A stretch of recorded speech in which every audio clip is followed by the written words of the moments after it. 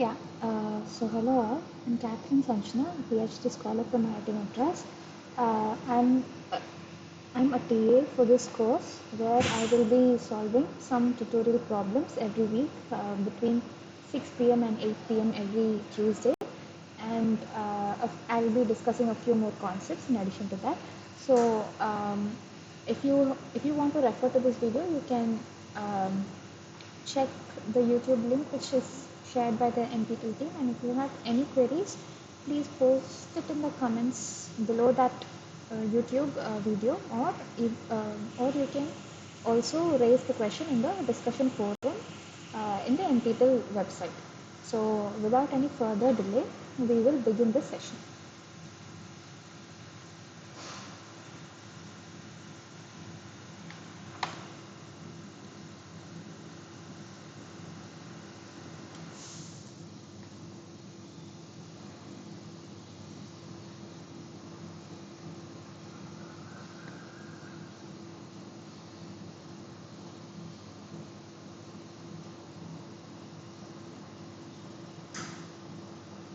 Okay.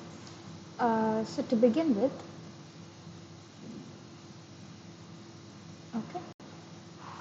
So first, ma'am would have started with Padma ma'am.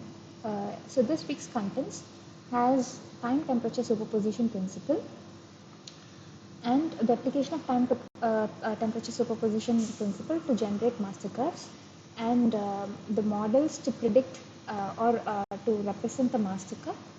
Along with that, we also have one lecture on relaxation spectrum, right? So let us begin with time temperature superposition principle.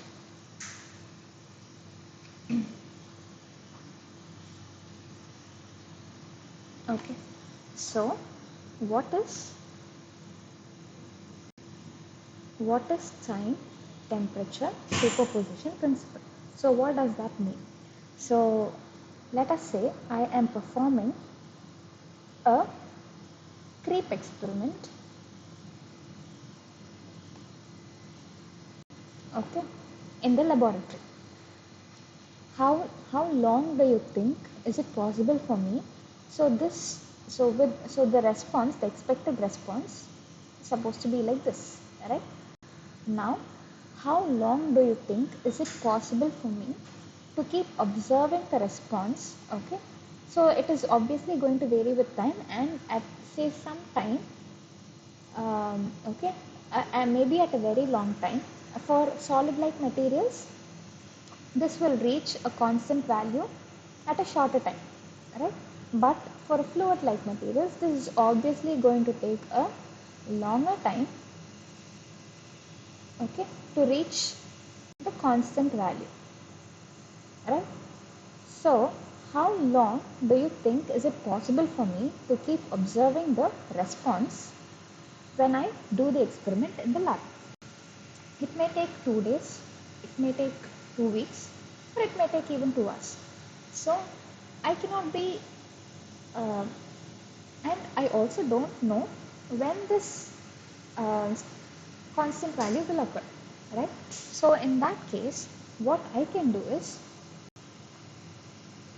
I can either decrease the temperature or increase the temperature to predict this response, to extend the time duration of my observation. So what do I mean by that?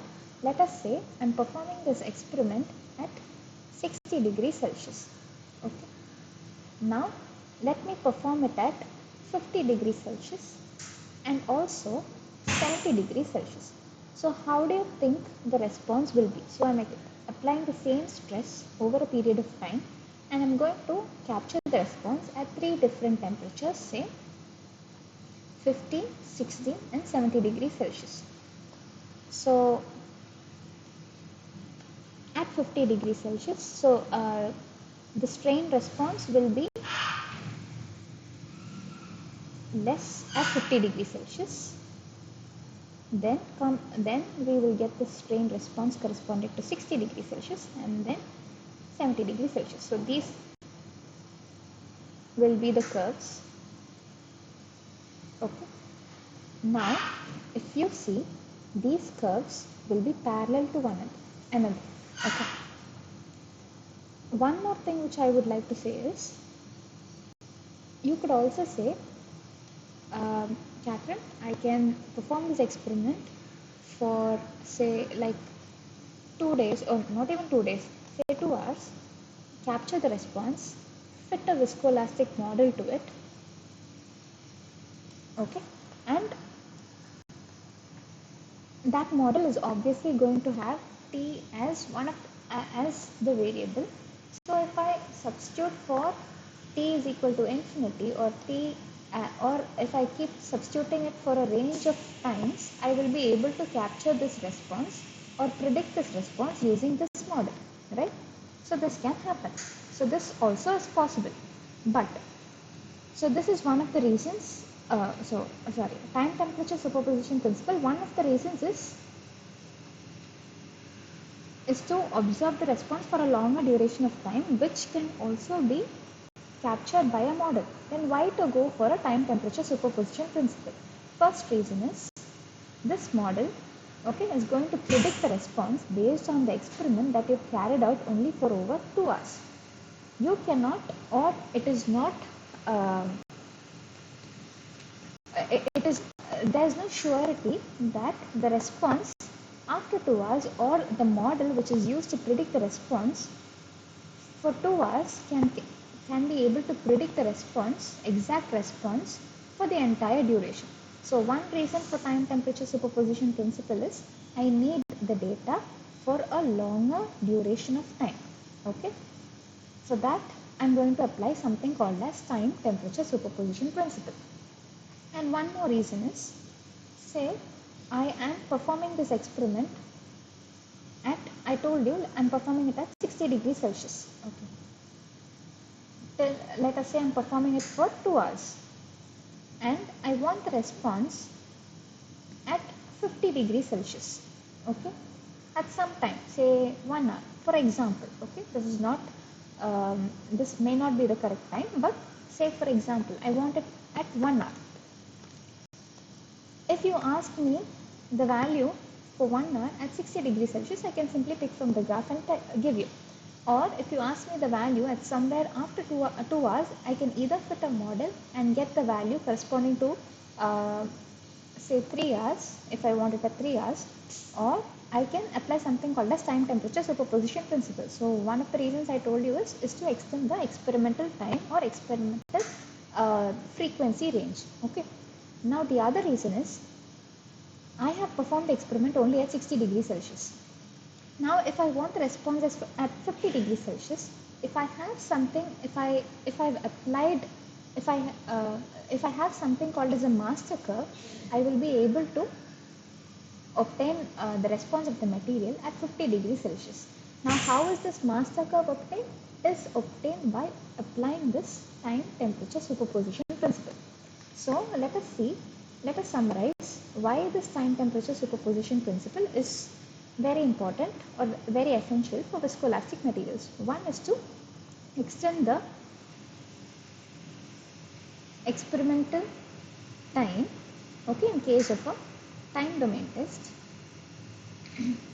or extend the frequency range in the case of a frequency domain test.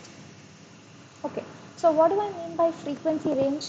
So when I do small amplitude oscillatory shear test, or simply a frequency domain test where I apply sine waveforms, right, at different frequencies, let us say I'm doing a frequency sweep experiment. Equipment, the DSR, okay, let us for example take the DSR in this case, and let us assume that I'm going to apply a shear load on an oscillatory shear load on bitumen. Right? Now there will be equipment limitations. Okay, one can be like it cannot the one of the major limitations of the equipment is the torque limit. Okay, so if you're applying shear on the bitumen, you need to apply torque, right? And there's a limitation on the torque limit of the equipment. Now based on the stiffness of the material, okay, your torque will vary, right? And sorry, based on the stiffness of the material, your torque will vary. And based on the frequency that I supply, okay, the torque required will vary.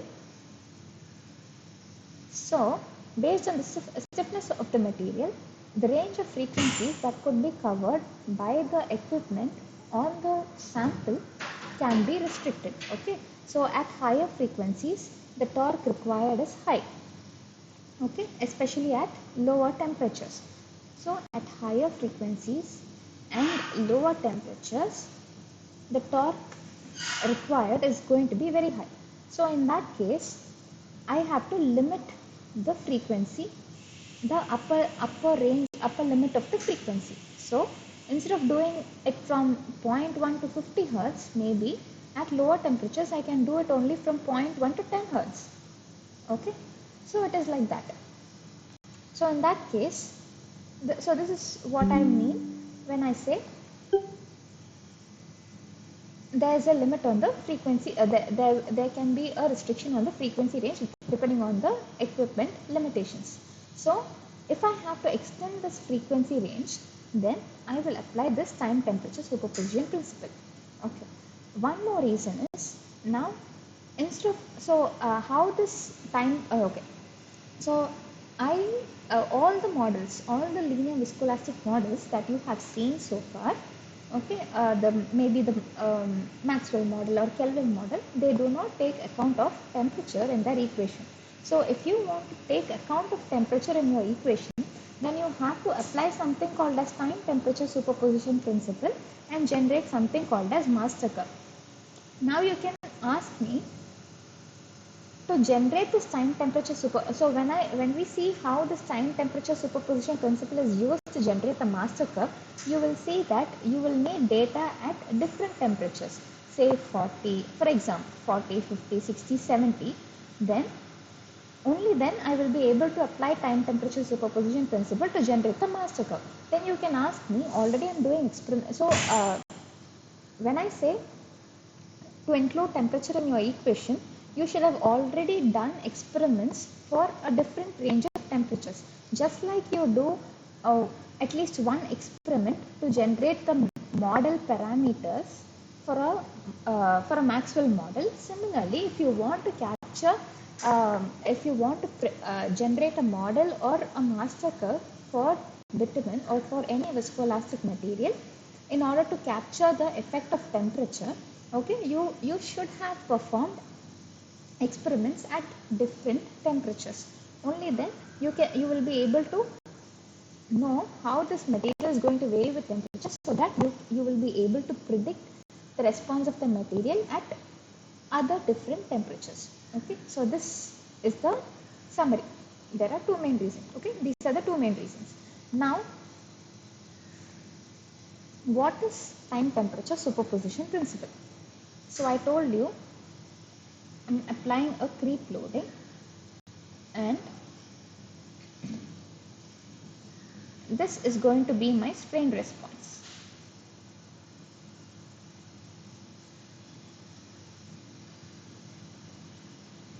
Right? So now if you see, this is time and this is strain, or it can also be creep compliance, right? Okay.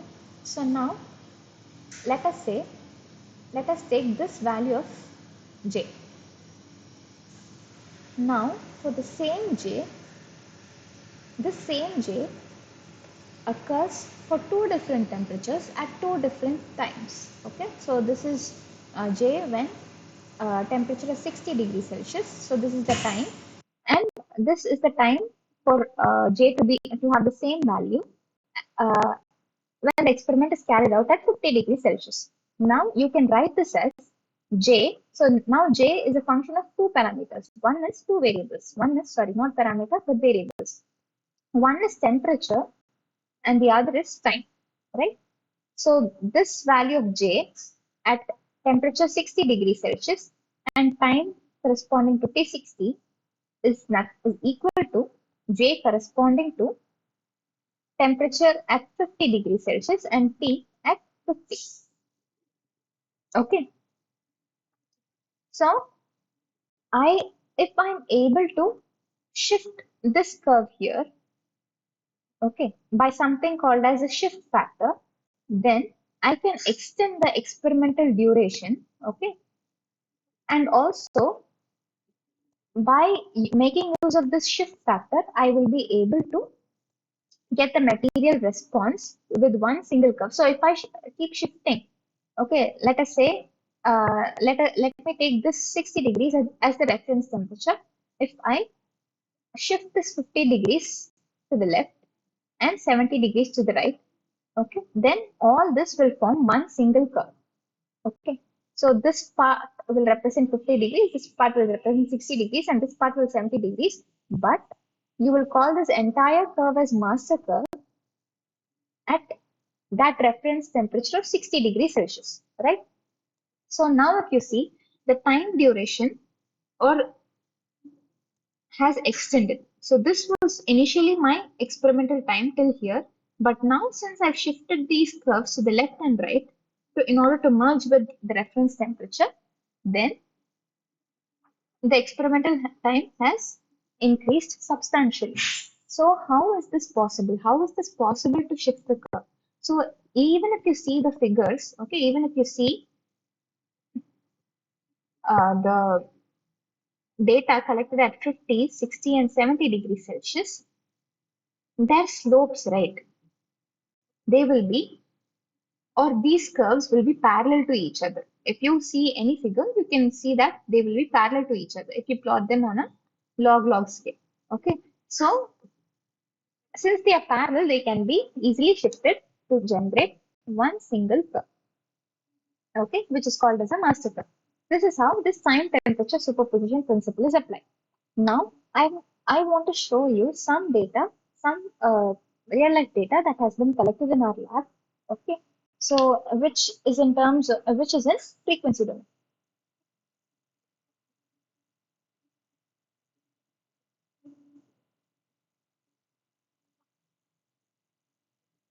Just a second.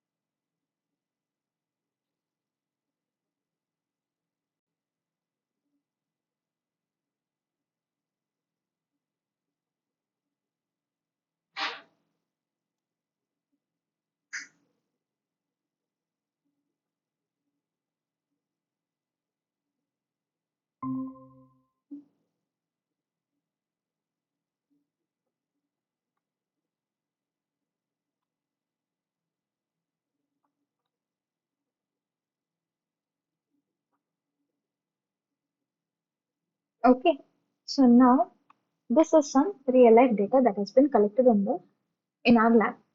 So this is dynamic modulus. Okay, so this is data on bituminous mixture. This data has been collected at three temperatures of 5, 15, and 25 degrees Celsius, and at say close to 10 different frequencies. Okay, so if you see the dynamic modulus increases with decrease in temperature, and the phase angle decreases with decrease in temperature because it will approach to a more solid-like behavior, right? It will approach to zero, right? So now, this does not look parallel to you. This does not, you do not feel like saying that, okay, this curve can be shifted to this curve or this curve can be shifted to this curve because the rate of increase is more here. And it is gradually approaching a constant value. The values, the modulus is approaching a constant value, right? So I told you earlier that if you plot it on a log-log scale, they will be, their shapes will be parallel to each other so that you can easily shift these curves. Okay, you feel like shifting these curves. You can simply subtract all these values to match with these values. Okay, subtract the time.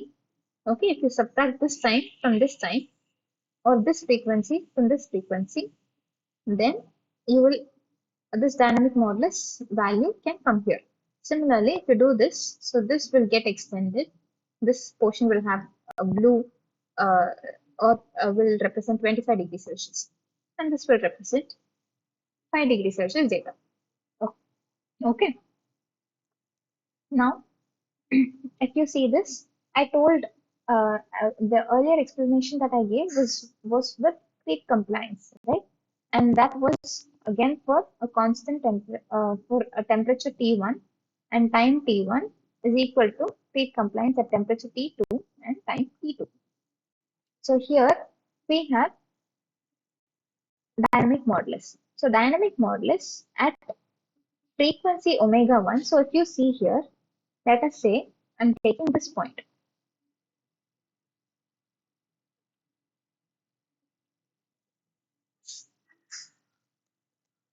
Okay, let us take this dynamic modulus of 10,000 MPa. So this value for 15 degrees Celsius, it occurs at a frequency of 1 Hertz. And for 25 degrees Celsius, it occurs at a frequency of 10 Hertz. So if I shift this value from this to this, then I will be able to generate the mass system, okay, which simply means that the G star at frequency of 1 and temperature of 15 is equal to the modulus value at frequency of 10 and temperature of 25. Okay. So now how to do this shifting? As I told you, this is in a log-log scale, right? So take log of this value or take this value 10.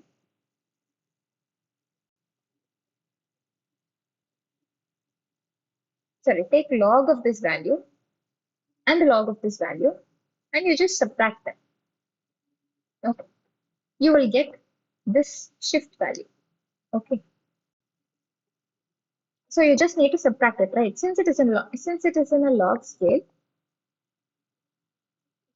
you have to subtract the log of these two values, where omega r is the reference temperature. Reference temperature can be any temperature within this range of temperatures that you have selected for testing. So it can be any temperature between 5 and 25 degrees Celsius. Unfortunately, between 5 and 25 degrees Celsius, we've collected data only at 15 degrees Celsius. So only 15 degrees Celsius can be our, oh sorry, it can be also 5 degrees Celsius or it can be 25 degrees Celsius. So it can be any of these three temperatures. So this is how you select the reference temperature. Now, so in order to, how will you, so this is called as the shift factor. And how will you get the shift factor? It is by simply taking the log of this value, okay, the point, the temperature at from which you want to shift. In this case, from 25 degrees Celsius, I have to shift it to a reference temperature of 10 degrees Celsius. Okay, this is how you will do. And this is called as pre-shifting. As ma'am said, you simply take these values, you simply take each of these values and do the shifting. Okay. Now, if you see, this shifting is not the same for all the temperatures. This shifting seems to be less compared to this shifting, right? So this shift factor will depend on temperature. Okay. So if I'm having a few more curves, say one at 0 degrees Celsius and one at 30 degrees Celsius, then the shifting will be even more, right? 0 degrees Celsius, it will be even more compared to 5 degrees Celsius. So you should understand that the shift factor cannot be a constant, but it has to vary with temperature. Okay. Now, there's a tool called RIA which can do the shifting process. Okay, it will do something called as pairwise shifting, which ma'am has discussed in her lectures. So here, if you see, so here if you see, I've selected a reference temperature of 15 degrees Celsius, and I have shifted the 5-degree data and 25-degree data to the 15 degrees Celsius curve. So here the parameters which can be shifted. Okay, here I've shifted dynamic modulus and I've shifted phase angle curve. Okay, you can shift even storage modulus. You can shift loss modulus. Like you can generate a. So this is called as the master curve. After shifting, I'm getting one single curve, and this curve is at 50 is for data at 50 degrees, 15 degrees Celsius. Okay, so you will get one single curve this which is called as a master curve. Okay. So given any temperature and frequency within which I have tested, not so given any temperature within which I have tested, say any temperature from 5 to 25 degrees Celsius, it can be even 6, 7. So any temperature between 5 and 25 degrees Celsius, and given any frequency in this range, okay, see my experimental duration has increased or the range of frequencies is increased. Okay. So given any value, okay, at any temperature and given any frequency, I need not have separate,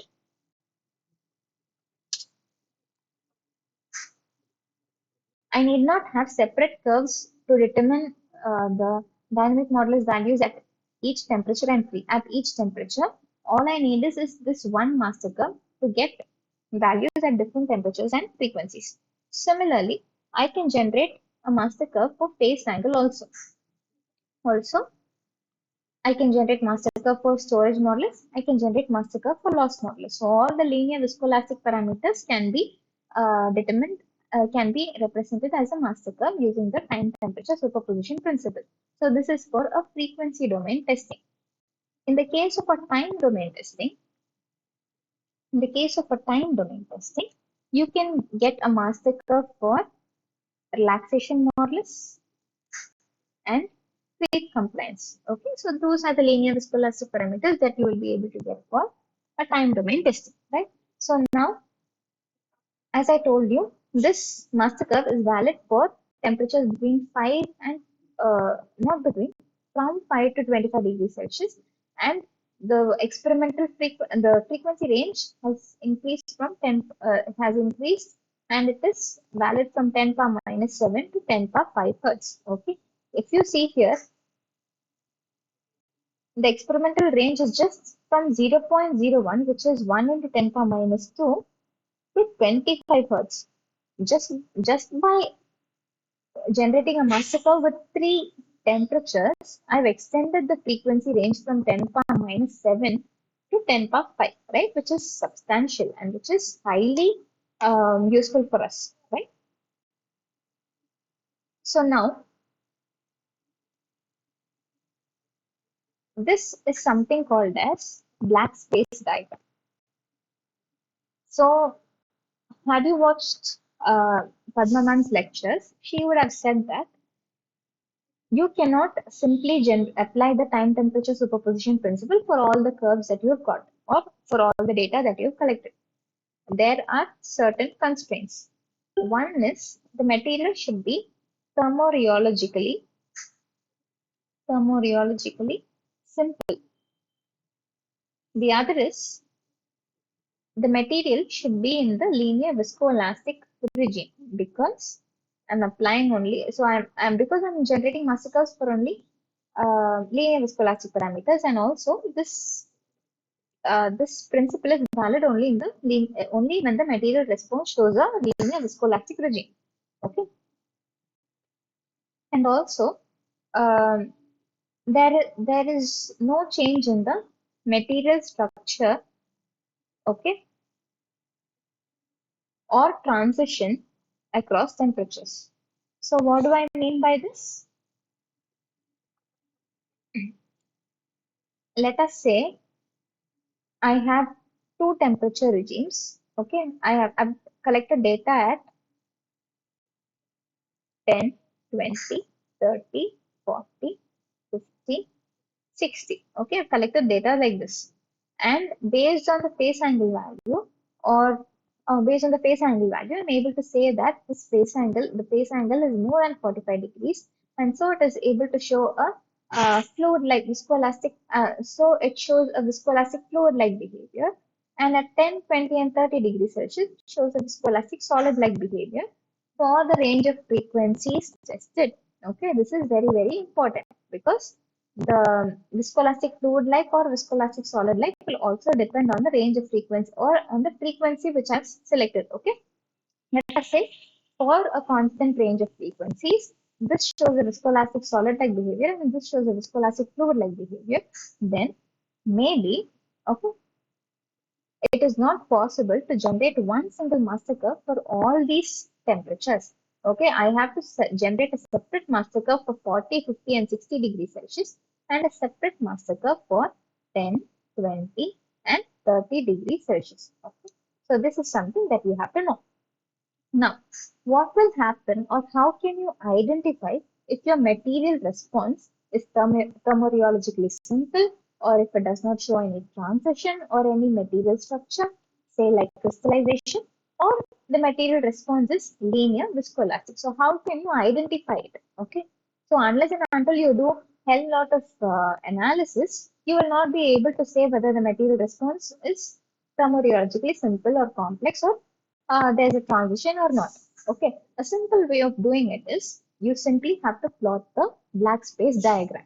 If you see my phase angle master curve here, there is a jump, okay, which is not expected to happen for a master curve. Why do you think this has happened? This is because while generating this master curve, I did not eliminate the data which show these complexities, okay, these three complexities, okay. I could have identified that by using this black space diagram. So if you see, this follows a trend, like it follows one single path, okay. Anything which is out of this is represents a thermorheologically complex behavior, okay? Or maybe it is non-linear, or maybe it shows a transition. So I should have ideally removed this data before applying the time temperature superposition. Okay, so in the curves, I should have eliminated this point. Okay, and uh, whatever discrepancy that could happen in a master curve because of these three defects can be easily observed in a phase angle plot because as ma'am said, it is highly sensitive. Okay, so I should have ideally done this black space diagram analysis. Okay, had I done this, maybe the master curve of phase angle could have been um, smoother. Okay, so that is how I will identify if my material does not exhibit any of these three phenomena, so that my time temperature superposition principle can be applied. Now, there is one more way to find out if my material is thermorheologically simple or complex, which is called as the Kramer-Kronig's relation. Okay. Uh, okay, which is called as the KK relation. So what it will give you?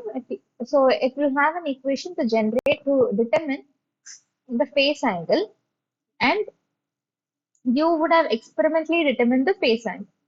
So by plotting this experimental versus predicted or theoretical phase angle, okay, they should be equal.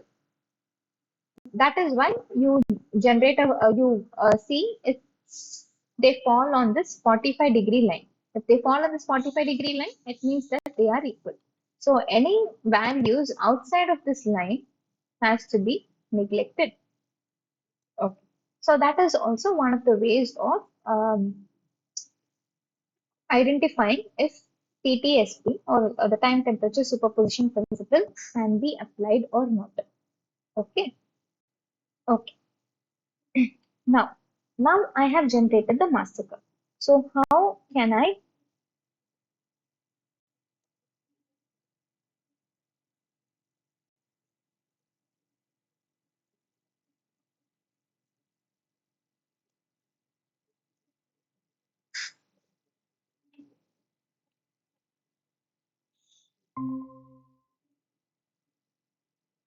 Okay.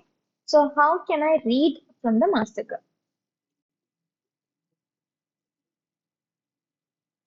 Okay.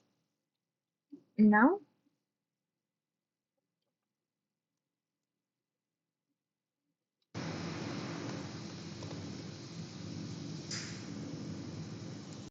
first we will start from step 1. I have isothermal data. What is isothermal data? Data collected at a constant temperature. So I have different isothermal data. Okay. And this is my dynamic modulus. Okay. And this is my frequency. So this is 50, 60 and 70 degrees Celsius. I told you that I can shift these curves. I can do a free shifting and shift these curves. Once I shift these curves, I will be able to know how much shift was required for each temperature. So I will know the shift factor for 50 degrees Celsius and 70 degrees Celsius if 60 degrees Celsius is the reference value. Okay. Now this is for 50 and 70 degrees Celsius. How will I get the value? Say if I want some G star value at any intermediate temperature, then I should require the shift factor for that also. Only then I will be able to determine the G star value from the master curve. Okay. So for that, what I should do is I should get a relationship between temperature and shift factor. Say, say it is like this. Okay. Say at 50, so the graph is like this. Let us assume that it is linear. Okay. So there are three ways of determining this variation of shift factor with temperature. One is I will get the shift values. I will plot it in a graph with temperature on the x-axis and shift factor in the y-axis, and then I can simply fit a polynomial to it. Okay. Now, given any temperature, I can simply substitute the value of temperature in this polynomial and get the value of shift factor. So why do I require this value of shift factor? This shift factor, as I said, it is log of omega minus log of omega r, right? This master curve is for something called as reduced frequency. So if you have to read from the master curve, you need something called as reduced frequency and not the actual frequency. Say I need data, I need modulus at 55 degrees Celsius and 10 Hertz. From this master curve, I should be able to know what is the corresponding shift factor. Okay, one second. Yeah, I will explain it this way. Okay. Let us say this is 50 and this is 60. So 55 is going to come somewhere around here. Okay. Now let us say I need value at 55 degrees Celsius and 10 Hertz. Okay. Now I know that my G star at at a temperature of 55 degrees Celsius and 10 Hertz can be equated with G star is equal to G star at 60 degrees Celsius because I have the master curve only at 60 degrees Celsius, but I do not know the frequency at which it is going to be equal, at which this G star is going to be equal. And for that, I will require something called as shift factor. Okay.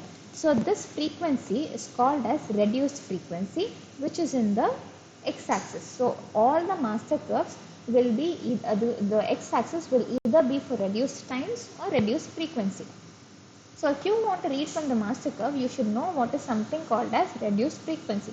And how will you get this reduced frequency? You will get this reduced frequency from this shift factor, because shift factor, log of this shift factor is nothing but log of omega minus log of omega r. So AT is nothing but omega by omega r.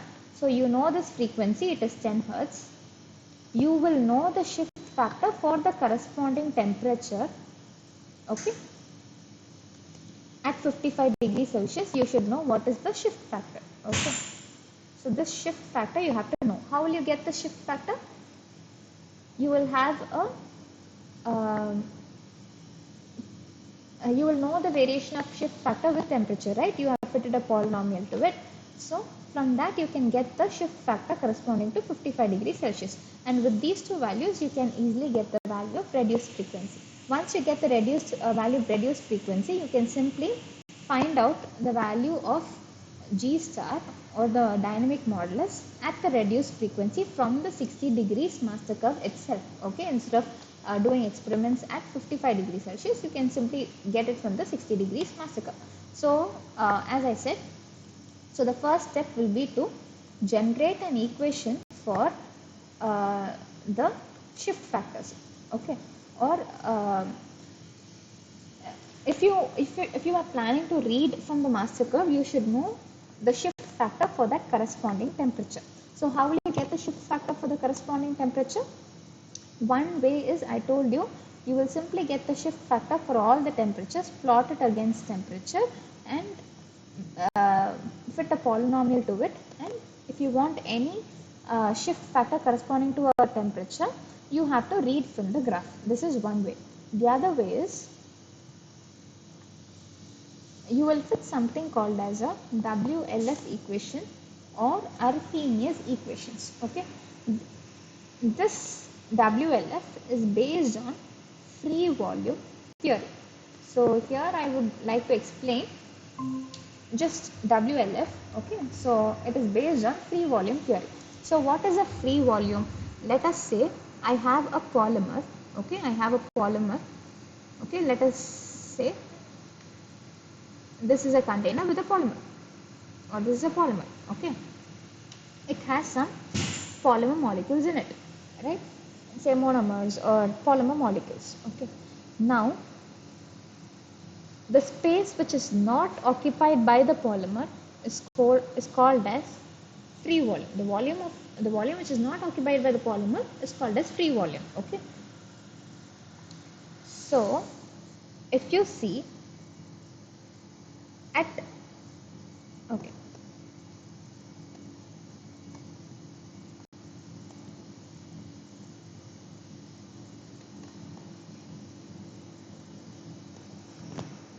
if this is the free volume fraction, free volume fraction is what?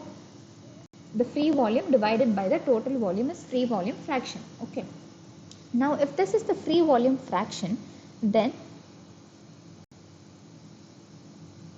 so this is temperature. With decrease in temperature, this free volume is expected to decrease. Okay, so if polymer is a liquid, okay, it's kind of like a liquid, then with decrease in temp, or let us say with increase in temperature, the polymer volume will expand. Okay, and the free volume, that is the portion which is not occupied by the polymer, will also expand. That is what they are saying. So with decrease in temperature, the free volume is expected to decrease. Now this is for a liquid. It will have one coefficient of thermal expansion. Okay, it will have something called as, so every material has a coefficient of thermal expansion, right? So as long as the material is in the liquid state, it will have one coefficient of thermal expansion which is given by the graph. which is given by the slope of this curve.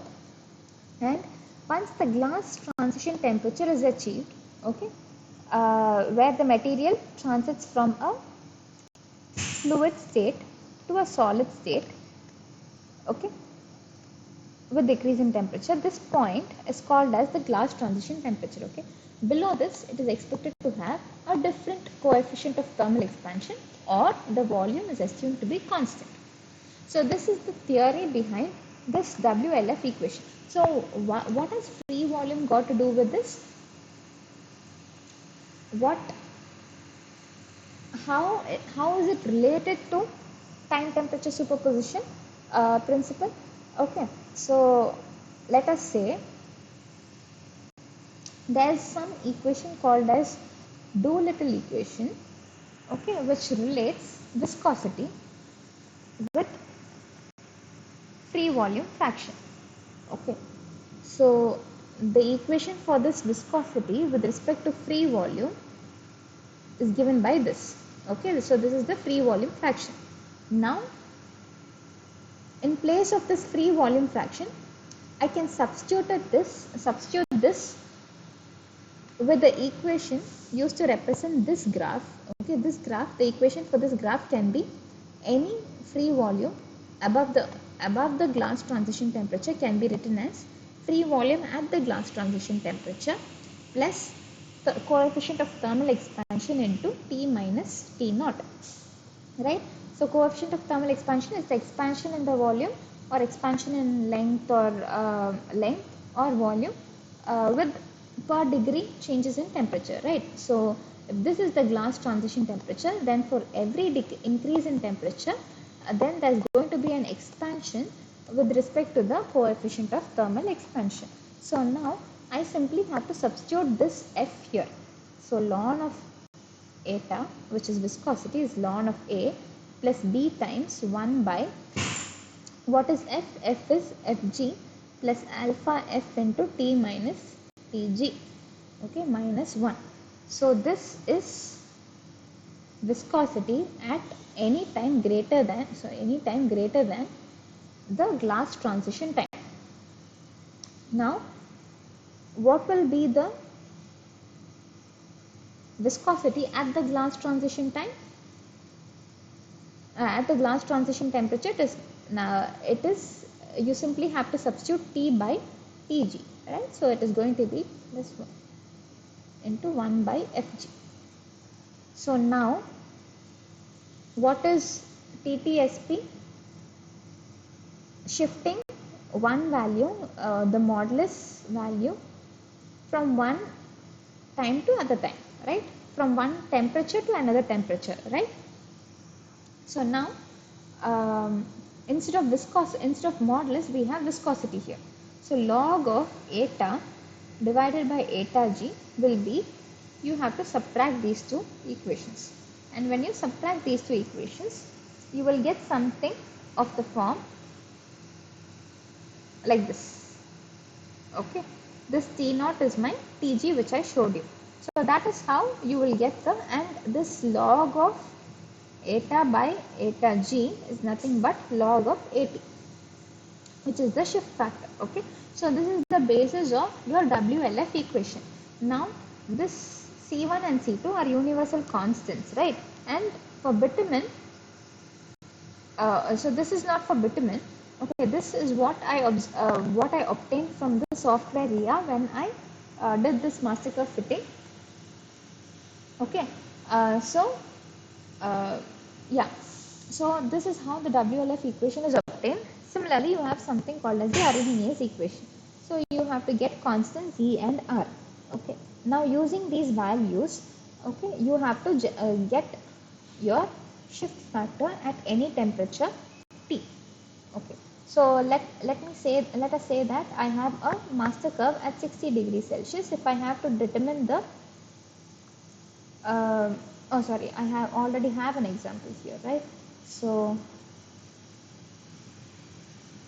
okay, so I already generated the master curve at for 15 degrees Celsius. Now I want the dynamic modulus at 18 degrees Celsius and 22 Hertz. Okay, so now first step that I have to do is find out the shift factor corresponding to 18 degrees Celsius. So I did not do any polynomial fit. I just got the coefficients, okay, the WLF coefficients, okay, and then I have substituted them in this log of 80 equation. Now the only unknown variable, so T is my reference temperature, which is 15 degrees Celsius. Capital T is 18 degrees Celsius, which is the temperature which is of interest to us. So if I substitute all this here, I will be able to get what is log of 80, and from that I can get what 80 is, right? Now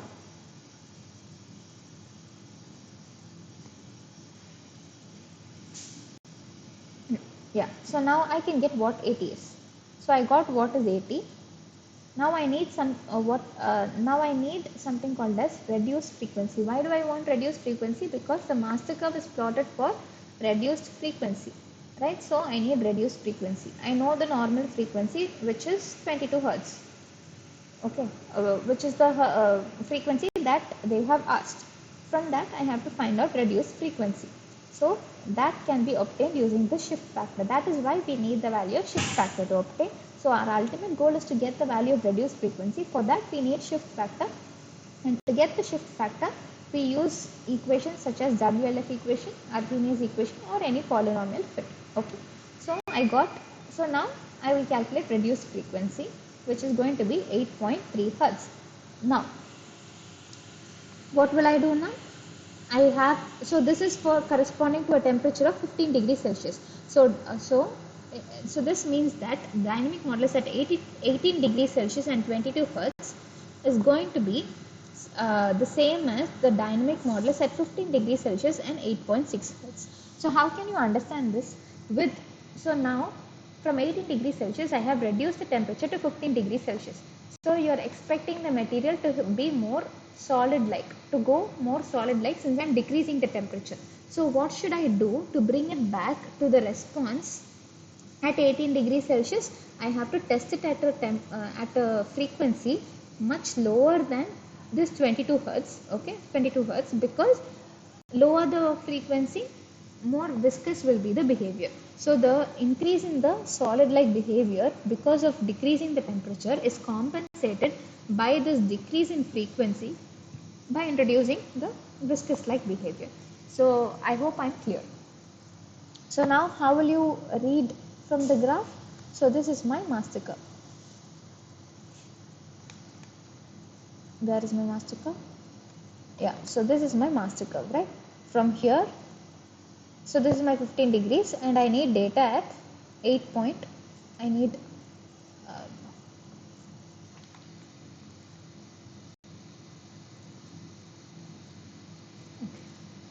so I need dynamic modulus values at 8.6 hertz. Okay, similarly I can do that for the same for phase angle. Now okay, first thing is I got the master curve. I understood how to read from the master curve, but there's a simpler way of doing this. Okay, instead of reading from the master curve, you can simply fit an equation to the master curve, okay, or fit a model to the master curve. That is why after TTSP, the next 2 lectures would have been on master curve models. Why do I require master curve models? I can simply read from the master curve data, right? And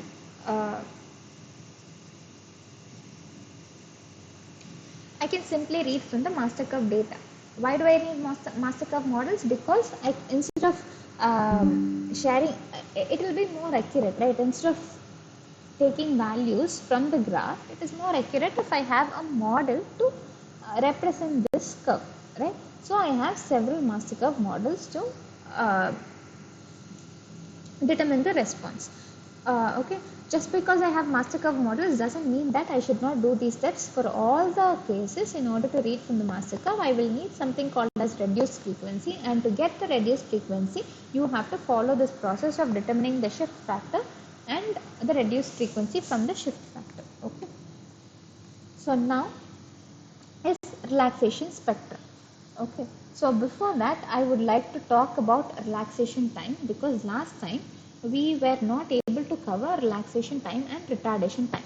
So from that, we will move on to relaxation spectrum and retardation spectrum. Okay, so now, just a second.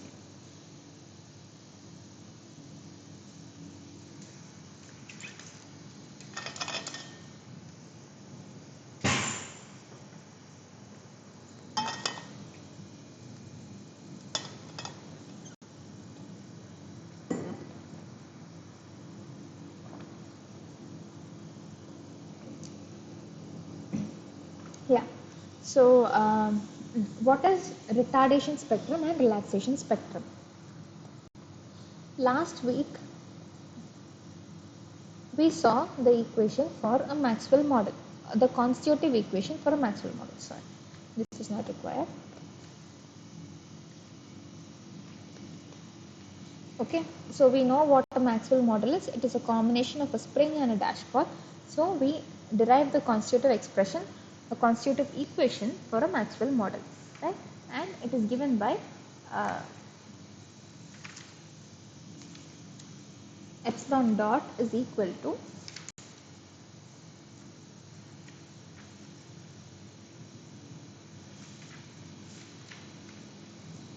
sigma dot by r plus sigma by eta. So this is my Maxwell model, right? Now for this constitutive equation, when the material is subjected to a constant stress, as in a stress relaxation experiment, the response, the stress relaxation response, okay, the stress response, okay, was represented using this equation. All this we derived in the last class. Okay, so sigma naught e power minus r t by eta. Okay, so where eta is the viscosity of the dashpot and r is the modulus of the spring. So here I will okay. Now what is relaxation time? Okay, so this is my stress response, and it is relaxing at a particular rate. Okay, it is relaxing at a rate given by, so this is my sigma t minus rt by eta. So what is the rate at which this stress is relaxing?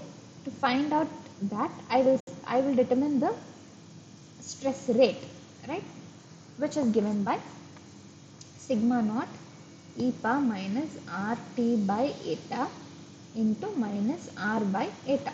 So this is my stress rate, the rate at which it is decreasing.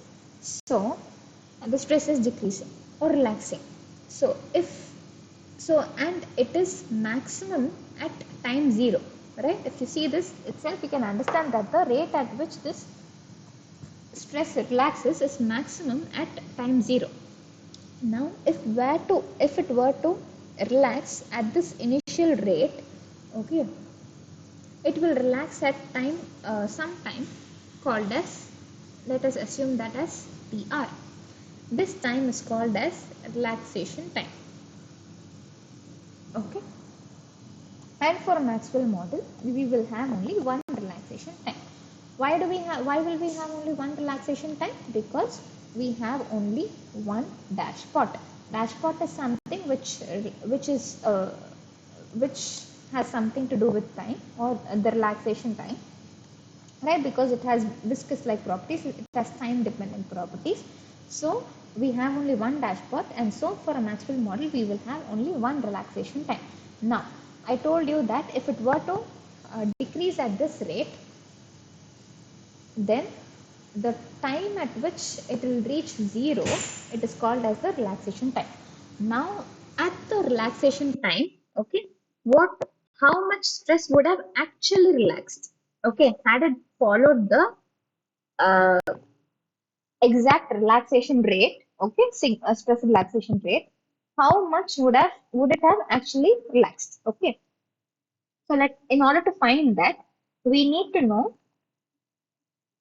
what is this time TR, right? Only then we will be able to substitute for this TR in this equation of sigma T to get the value, stress value. So how will you find this time TR? This TR, so this is the equation for stress rate. Okay. Now, my material should have a constant slope of sigma dot. Okay. So, so now I'm going to generate a stress curve such that it has a slope of sigma dot, okay, from this equation. And at time t is equals to 0. So in order to make it clear, let us say I have a stress relaxation curve and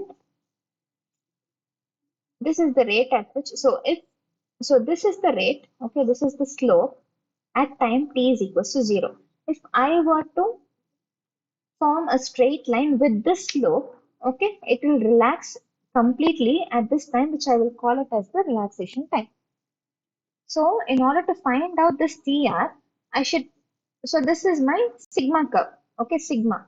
This is my expected sigma if the rate at which it decreases with slope sigma dot at time t is equals to 0, okay, I have to generate a curve sigma, stress curve with this slope. So you can do this by uh, this equation, right? Y is equals to mx plus c. What is my y? That is my sigma, which is my new sigma, which has been generated, which has a slope of sigma dot and which is a straight line. Okay. My slope, as I said, it is going to be sigma dot at time t is equals to 0. What is sigma dot at time t is equals to 0? It is minus, so this will become 1. Okay, this is minus sigma dot r by n. So this is my slope r by eta. So this is the slope. Okay. And C is going to be my intercept, which is nothing but sigma dot. Right? So my sigma of T is going to be sigma dot minus sigma dot R by eta. What is my X? X is my independent variable, right? Which is T. So this is going to be my equation of sigma had it relaxed um, with this rate, okay, with this rate of sigma dot at time t is equals to 0. Okay, so now from this I can get TR. Okay, what is TR? TR is the point at which this stress is 0. This new stress curve which we have defined now is 0. So in this equation, simply substitute stress as 0. Okay, so this is 0. So if I do that, what will be my T? 0 is equals to sigma dot minus sigma dot by eta into r into T, right? So T is going to be eta by r. This is my TR. Why this is my TR? TR is the time at which the new stress curve reaches 0. So this is called as relaxation time. So if you see, I want the first one question which I asked you is what would be the actual stress value at this relaxation time? This is what I assumed, right? If had the material relaxed with the rate at which it initially started to relax, then it would have completely relaxed, uh, completely reached 0 at a time TR. Now, actually, it would have not relaxed completely because the stress rate is keeping on decreasing with time. So, uh, I have to find out what is the actual stress value at time TR, right? So, you know what is the value of TR. It is eta by R. This has to be substituted in the original sigma of t equation. So this sigma of t equation is sigma naught e power minus rt by eta. Right here, it has to be substituted by tr, which will be sigma naught e power minus 1. So all this and this will get cancelled. So it will be e power minus 1. What is e power minus 1? It is 0.37. So at time tr, 37% of the stress is yet to be relaxed. Right? Why do I say like this?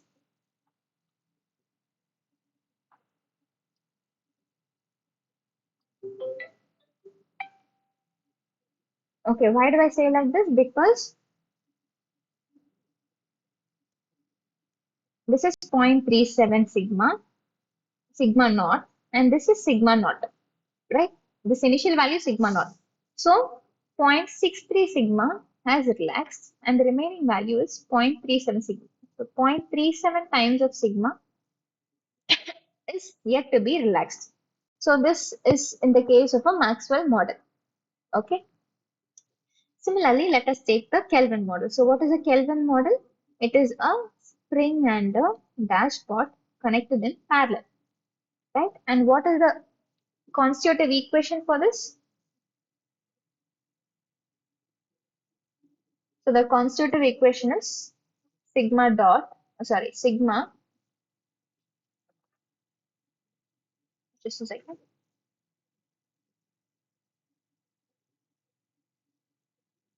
Yeah, sigma by eta is equal to epsilon r by eta plus epsilon dot. So this is my constitutive equation, and here we have only what is called as the creep curve, right? We saw why a Kelvin model cannot predict stress relaxation, which has been explained in the previous class. So we have something called as a creep curve. So the equation of creep curve, which is epsilon of t is equal to sigma naught by r into 1 minus e power minus rt by eta. So this is the equation for this creep curve, right? Now, same story here. If my material creeps, so here also the slope of this creep curve decreases with increase in temperature. So if my material is to creep at an initial rate, okay, it will approach a constant value of sigma dot by r, right? So if my material were to creep at a constant rate, at the initial rate, then it would have reached the sigma naught. This is the maximum value that epsilon can reach, right? Because it is the maximum value, maximum deformation of the spring. Beyond that, it cannot increase.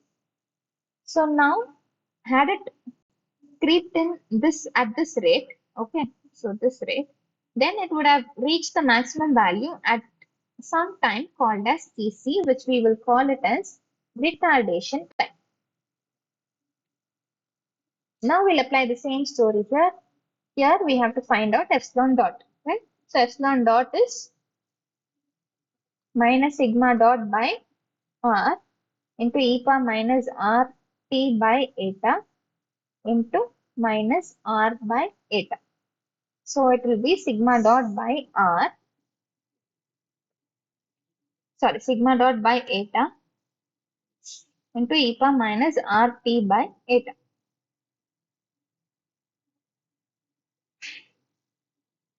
This is my value of epsilon dot for this entire curve. Okay, the variation of strain rate with time. Now I need the value of strain rate at time t is equals to 0, because that is the rate at which I'm expecting, I am assuming the material to creep. Okay, so if I substitute 0 here, then the slope is going to be sigma naught by eta.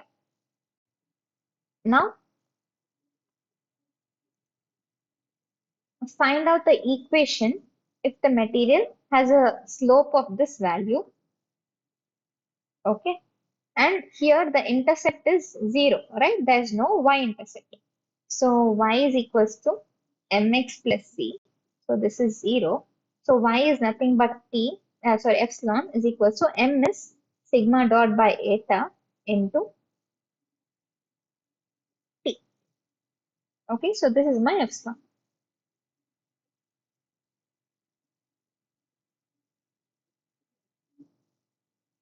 Now, there we equated time to 0, stress to 0, because at the relaxation time, the stress completely relaxed to 0. Now, what do we expect in the case of a creep behavior at time Tc? Okay, we expect the material to have reached this maximum value of sigma naught by r. So, in order to find out where this Tc occurs, you have to substitute epsilon is equal to sigma naught by r. Okay, sorry, this is not Tc, this is Tc. Okay. So substitute sigma naught by r is equal to sigma naught by eta into Tc. So Tc is the same. Okay. Eta by r. Here also it will have only a Kelvin model will have only one retardation time because it has only one dashpot. Okay.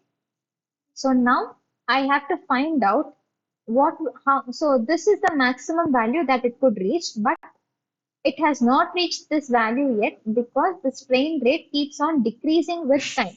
We assumed how much could the material take had it kept on creeping at the initial strain rate, right? So in this case, in order to find out what is the value strain at this point, okay, at the retardation time, we have to substitute this value in the equation of creep equation, right? So epsilon of t is equals to sigma dot by r into 1 minus e power minus r by eta into eta by r. I've substituted for Tc. So this will become sigma naught by r into 1 minus a power minus 1. We saw that this is 0.37. So sigma naught by r into 0.63. So if you see, sigma naught by r is the maximum value at time Tc. 37% has been creeped and this 63% is yet to 63% has been creeped and 37% is yet to creep and reach the maximum value. Okay, so in both the cases it is 37%. So this is called as the retardation time. Now from this I want to go to what is called as the retardation spectrum or relaxation spectrum. So I explained earlier that this Maxwell model and Kelvin model will have only one retardation time or relaxation time because they have only one dashpot, right? Now, if I were to have many dashpots, then I will have many relaxation times and retardation time. So if there are many values, I'm going to group them and call them as a spectrum. So that is why it is called as a relaxation spectrum or retardation spectrum. So can you recollect from last class when this when this is possible? So if you want a spectrum, then it can be obtained if the model is a generalized Maxwell or a generalized Kelvin model. Okay, so why is it that? Because a generalized model will have many dashpots, right? So before I could explain what this relaxation or retardation spectrum is, I would like to derive the equations for a generalized Maxwell and a generalized Kelvin model. So this is a Maxwell model, right? Now if I keep on adding Maxwell models to it, okay, then this is called as a generalized Maxwell model in series. Okay, I've connected all these models, all the Maxwell models in series, so it is called as a generalized Maxwell model in series. So how will you find out the constitutive equation for only one Maxwell model? It will be sigma dot is equals to sigma d dot plus sigma s dot, right? So this is for a single Maxwell model. Now for all the Maxwell models, the total sigma dot will be sigma d dot for all the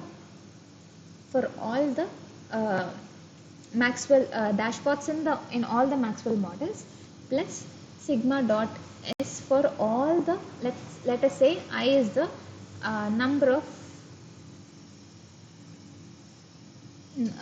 I is the number of Maxwell models. Okay, so it is going to be summation of all these. So I can simply write it as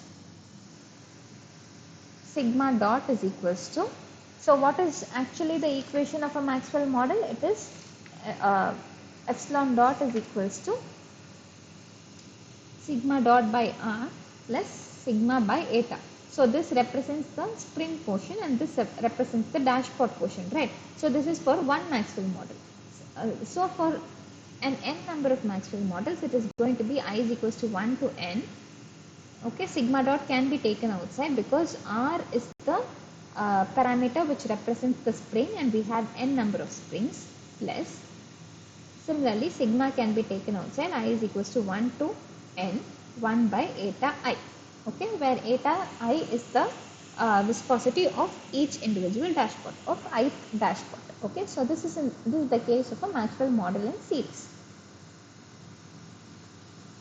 Now let us take a Kelvin model. Okay, why did I jump from? So similarly, the Maxwell model can be connected in parallel also, which we will see next. But first, before that, we will see Kelvin model. So Maxwell model is spring and dashpot connected in series, right? So, and if you keep on connecting Maxwell models in series, all you have to do is simply add all those Maxwell models to get the constitutive equation. Similarly, a Kelvin model is a spring and a dashpot connected in parallel, right? So now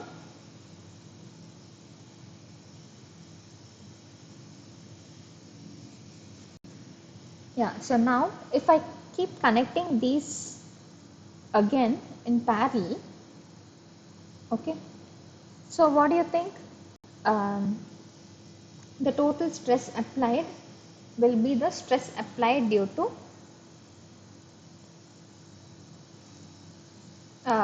stress exerted by each of these Kelvin models, right? So sigma 1, sigma 2, like that you can keep adding them.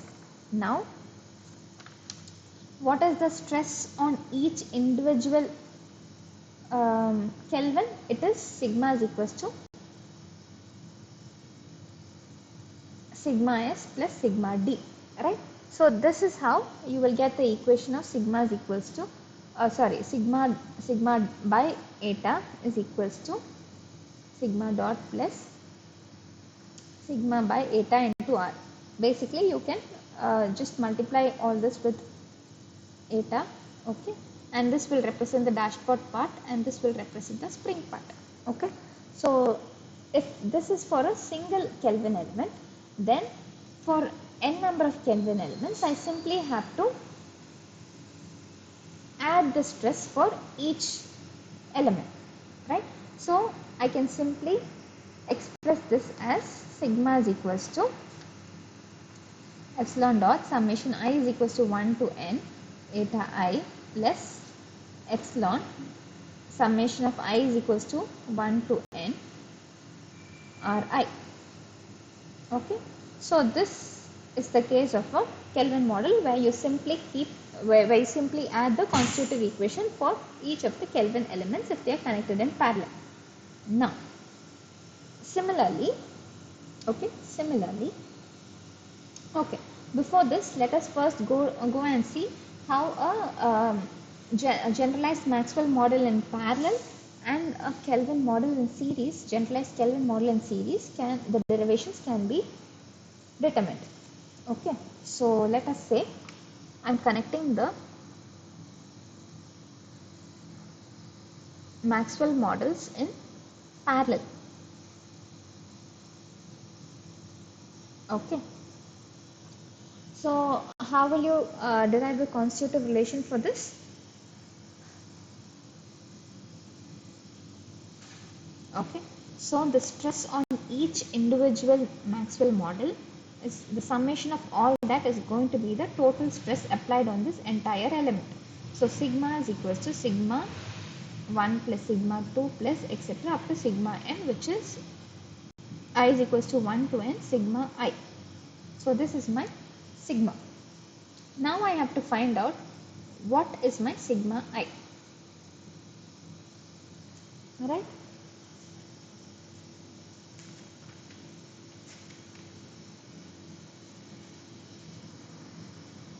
So you know what is the equation of, first in order to find out what is the stress on each individual Maxwell connected in parallel, you have to know what is the stress value, right? So for that, let us take the constitutive equation, which is epsilon dot is equals to sigma dot by sigma dot by r plus sigma by eta. From this, I want what is sigma. So I told you, whenever there is a differential operator, you can do a Laplace transform, or you can simply represent eta dot as j into eta. Okay, this is the Laplace transform that you do in order to convert. So last time itself we saw, in order to convert all the differential equations into simple algebraic equations, we can just use the Laplace transform, right? So I'm going to apply Laplace transform, and I'm going to represent this as d into epsilon, because it has one derivative, is equal to d into sigma dot, let me rewrite this. D into epsilon is equal to d into sigma by r plus sigma by eta. Now I can take sigma common, right? So sigma into d by r plus sigma by eta is equals to epsilon. So from this I can get, this is 1. Okay, so d by r plus 1 by eta. This is for any ith element. So I can substitute sigma by sigma I, r by ri, and eta by eta I, right? So I told you that sigma is equal to summation of I is equal to 1 to n sigma I. So here I simply have to substitute in this equation. So sigma is equal to epsilon by summation I is equal to 1 to n d by ri plus 1 by eta I. That's it. Okay. So this is going to be my constitutive equation. Now I'm simply going to expand this. Okay, because all I want is the relation between sigma and stress, right? Sigma and strain, stress and strain, right? I've got this. So now I simply want to expand the equation. So I'm just going to take LCM. That's all. LCM, and take this value to the right hand side. So what will happen? So let me expand this first for a few cases. So sigma by d by r1 plus 1 by eta 1 plus epsilon by d by r2 plus 1 by eta 2 plus epsilon by d by r3 plus 1 by eta 3 plus etc. Now I am taking LCM. Okay, so LCM, and I am taking it to the right hand side. So d by r1 plus 1 by eta 1, d by r2 plus 1 by eta 2 plus etc. Sorry, not plus, etc. into d by rn plus 1 by eta n. Okay, this is equal to epsilon into, so if I take LCM, okay, this and multiply it for each epsilon, right, it is going to be, here I've missed a d here. Okay, so in all the cases please add a d because it is epsilon dot, right. So it is going to be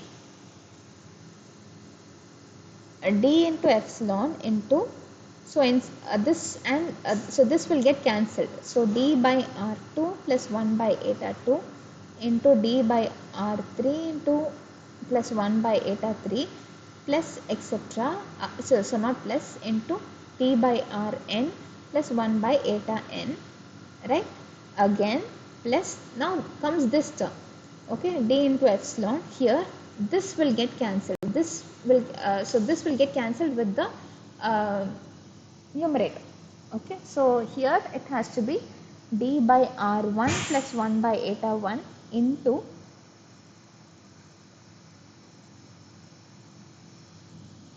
d by r3 plus 1 by eta 3 plus etc.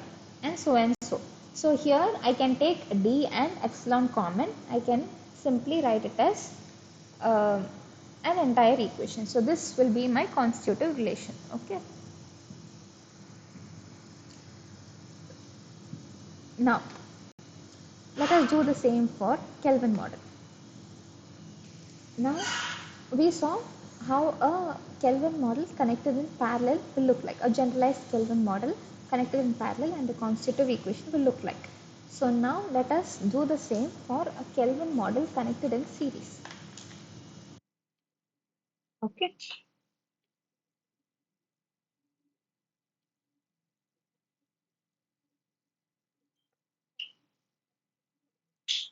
Okay. So now how can I write this? The strain due to one Kelvin model, the summation of, sorry, the strain due to one Kelvin model is given by epsilon I, then the total strain will be given by summation of I is equals to 1 to n epsilon I, summation of the strain responses due to each Kelvin model. Alright. So for that, first I need what is the strain response due to one Kelvin model. So we know what is the equation of a Kelvin model, right? So it is nothing but epsilon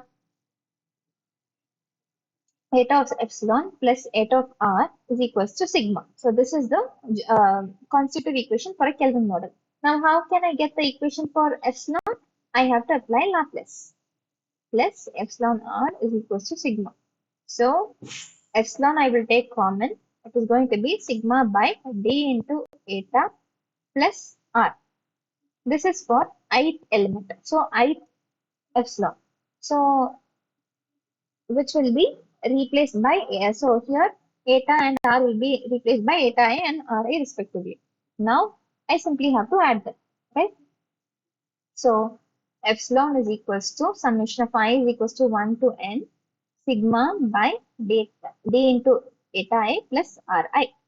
So I'm simply expanding this equation. I'm taking LCM and so it is going to be d into eta 1 plus r1 into d into eta 2 plus r2 not plus into d into eta n plus rn. Okay, so this is not plus. Okay, so this is going to be equal to sigma, like what we did earlier. So here it will have terms other than 1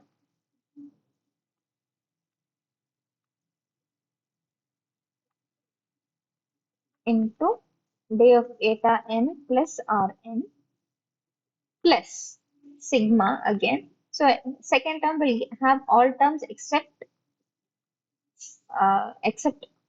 2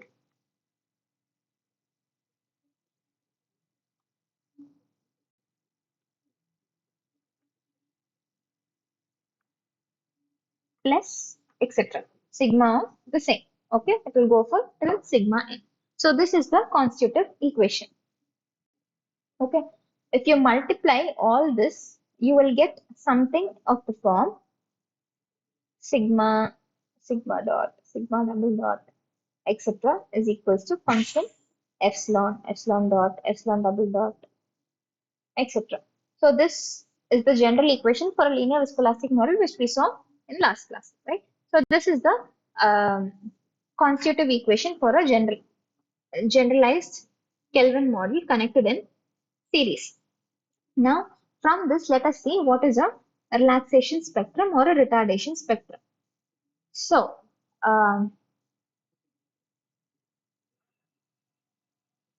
the Maxwell model, we saw what the constitutive equation looks like, right? And let us take a Maxwell model in series. So we know what the Maxwell model will look like. It is just a summation of individual Maxwell models. Now, let us write the equation of uh, the stress relaxation equation. Okay, so this for a normal Maxwell model is e power minus RT by RT by eta. Okay. Now, if I have to write it for a Maxwell model connected in series, it is nothing but sigma. So sigma dot is nothing but R into epsilon dot, right? So I can write it as epsilon dot into summation of I is equals to 1 to n Ri E of minus R T by eta I. Ri by R in Ri Ti by eta I. So Ri by eta I can write it as sorry eta I by Ri. I can write it as relaxation time. Okay, we saw earlier, right? So it can be written as relaxation time. So here it is going to be instead of Ri by eta I, e power minus T by T into I. Okay, for each element, for each dashpot, that's going to be a relaxation time. So this is for a stress relaxation equation. Okay.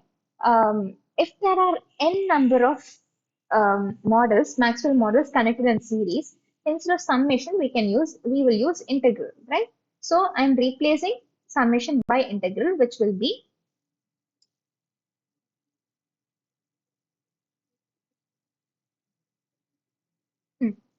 R of TR into e power minus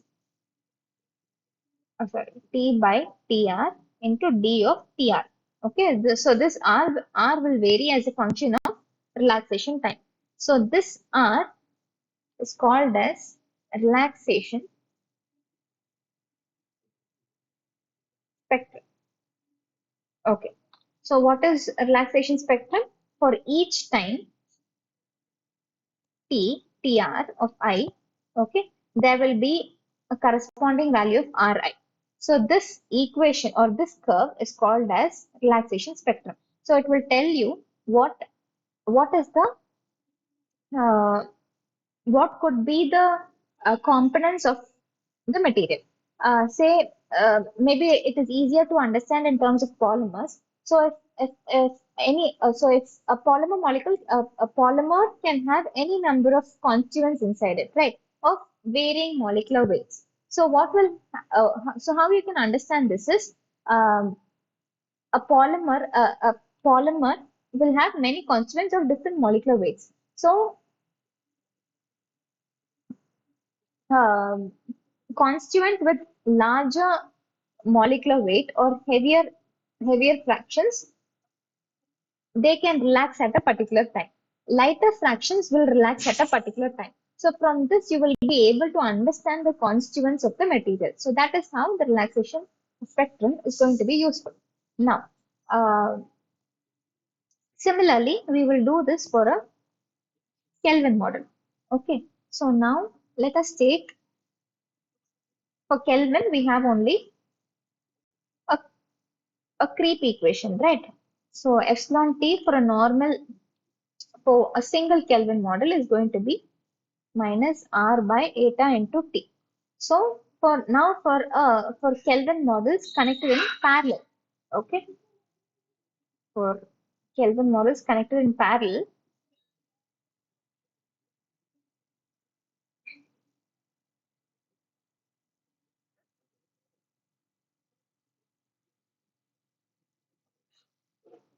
Okay, this can be written as epsilon of t is equals to sigma naught summation of I is equals to 1 to n 1 by Ri into 1 minus a power minus t by Tci. Okay, this I will call it as retardation time. Okay, for a creep experiment, it will be retardation time, and for a stress relaxation experiment, it will be relaxation time. And here we know that R, eta by R is Tc, so I'm simply substituting it. Now, if I have, this is for say finite number of Kelvin models connected in parallel. If I have infinite number of Kelvin models connected in parallel, then I can replace summation by integral 0 to infinity 1 by Ri, and this will be a function of Tc. So into 1 minus e power minus t by Tc into d of Tc. Okay. Here I can replace 1 by r of Tc by phi of Tc. This I will call it as retardation spectrum. Okay. So that is it. This is how this is how I wanted to explain relaxation and retardation spectrum. So we will see a few questions. Okay. So, so these questions will be more relevant if we do it next week, because um, about the refinery processing of bitumen starts next week, right? But since these were there in the third week's non-graded assignment portion, I had simply included them. So I think it will make more sense for us to solve this next week. Okay, so for now we will see questions that are related to only this week. Okay, so time temperature superposition principle. I explained three. Uh, three cases in which the time temperature superposition principle cannot be applied. One is when there is a transition in the range of temperatures considered. We saw an example also. The other is when the material is thermorheologically complex. So I said it has to be thermorheologically simple to apply the time temperature superposition principle. So if it is thermorheologically complex, then you cannot apply it. And when there are internal structural changes in the material. Yes, obviously the three reasons. And in addition to that, you can also include nonlinear viscoelastic regime. So the answer to this is all of the above. So here you have to pick the equation for Arrhenius equation. Pick the correct form of Arrhenius equation. Okay, so this is based on activation energy, right? So ma'am would have explained all this. So now if you see, the answer to this is ln of AT is equal to U by K into 1 by T minus 1 by T reference. I have also added this here. Where did I add? It is here. So here. Alright. I have written it in terms of E and R. Okay, that's the only difference. And here it is an exponential. So if it goes to the other side, it will become logarithmic. Okay. So crossover frequency is the frequency at which oh, last week itself we saw that for a given temperature, if I'm testing over a range of frequencies, at higher frequencies, the storage modulus will dominate the loss modulus, and at lower frequencies, the loss modulus will dominate the storage modulus. And there will be a point at which these two will be equal to one another, which we will call it as the crossover frequency. Okay, so it is obviously G star, G prime, and G double prime are equal. And we know what is the equation of phase angle. Tan delta is equals to G double prime by G prime. So if these are equal, then tan delta is equals to 1 and delta will be equal to 45 degrees. So phase angle should be equal to 45 degrees, and elastic and viscous asymptotes coincide. So what do I mean by elastic and viscous asymptotes? We saw that um, in the case of a CA model, okay, which is a master curve model, okay, the model will look something like this. At higher frequencies, it will reach an asymptote called as glassy modulus, and at lower frequencies, it will have a constant slope called as dynamic viscosity, okay, or steady state viscosity, or steady viscosity, okay. So this is an asymptote and this is an asymptote. So the point at which these two asymptotes meet, they always found that at this point, G prime is equal to G double prime. So this is also nothing but the crossover frequency. So it is actually all of the above. Okay. So now, if the shift factor for a given temperature is 2.5 and the reduced frequency of testing is 10 Hertz, what is the frequency of testing? So we saw what is the relationship between shift factor, frequency of testing, and reduced frequency. So AT is omega by omega R, right? Omega R is the reduced frequency and omega is the testing frequency. Shift factor is given by 2.5. Testing frequency is given by, sorry,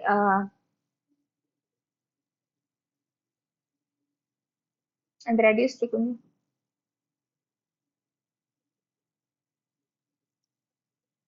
just a second. Yeah, omega by omega R, right? So this is 10 Hertz.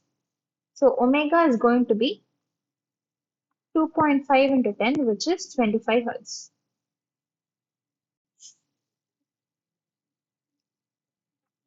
So the answer to this is 25 Hertz. Okay.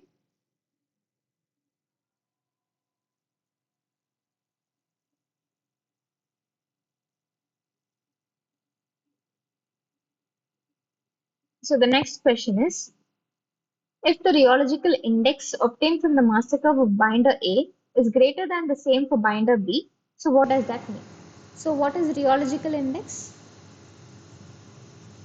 Again, for a CA model, we know three parameters, which is glassy modulus, crossover frequency, and something called as rheological index. And this rheological index is this value. Okay, this value. Okay, so the value of the dynamic modulus at the crossover point and the meeting point of the asymptotes. Okay, the difference between that is the rheological index, and it denotes the shape factor or the shear susceptibility of the material. Okay, so if rheological index is high, then shear susceptibility is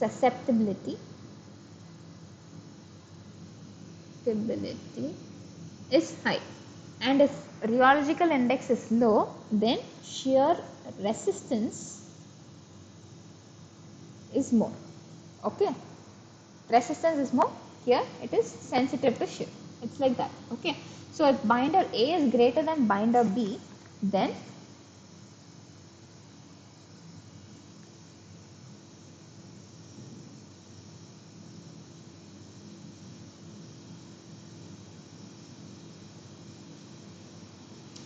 binder A is more shear susceptible than binder B.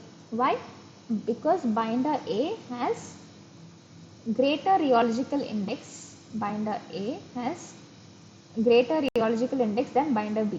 If the rheological index is high, then shear susceptibility is high, right? Okay.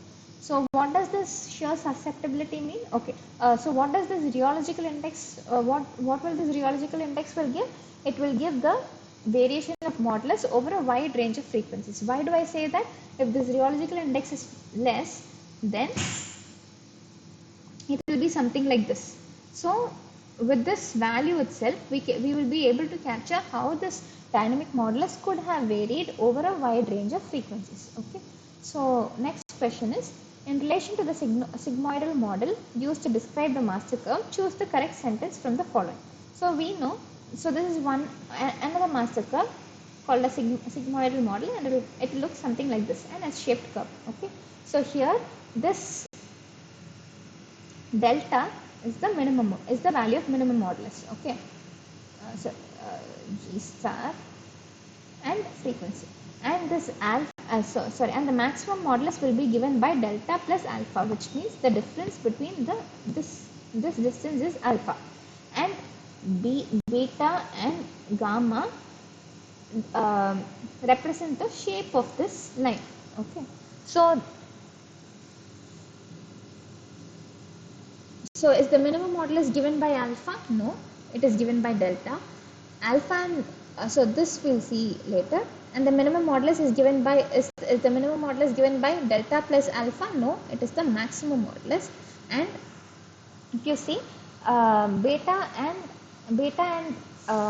gamma will depend on binder characteristics, whereas alpha and delta will depend on aggregate gradation, that is the volumetrics of the mix, aggregate gradation, air void content and the binder content. So the correct option would be this. Okay. This is the same. Here earlier we saw when is the time temperature superposition principle not applicable. Here they've asked when is the time temperature superposition principle applicable. So it is applicable when the material response is linear, which was missing in the earlier question, which I also pointed out as an additional point. So when there is no structural change in the material, when the material is thermorheologically simple. So it is obviously all the three cases. So thank you all. If you have any questions, please post it in the comment section below this YouTube video. So we will meet next week.